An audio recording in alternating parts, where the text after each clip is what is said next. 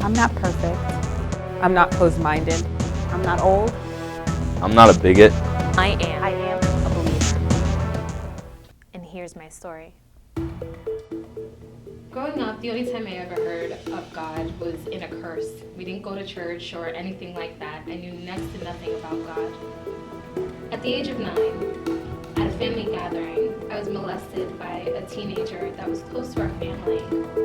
She was questioning her sexuality and used me to experiment and try to figure it out. One thing I remember is not being able to get clean enough. At the age of 12, I was suicidal.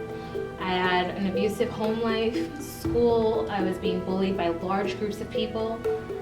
Since I didn't have a safe place at home or a safe place to school, I felt like death was my only option. So I began to cut. At 16, I became sexually active, and at 19, my long-term boyfriend just wasn't enough for me. Because of my molestation, doors had already been opened up in me, so I found myself becoming sexually attracted to girls. I knew I was straight, I wasn't confused, but I was really distraught, and I actually began to pray. It wasn't anything fancy, it wasn't deep, it wasn't full of thous and thithers, it was just honest. And I asked God to take that desire away from me, and within that same moment, He did. At 23, I gave my life to Christ.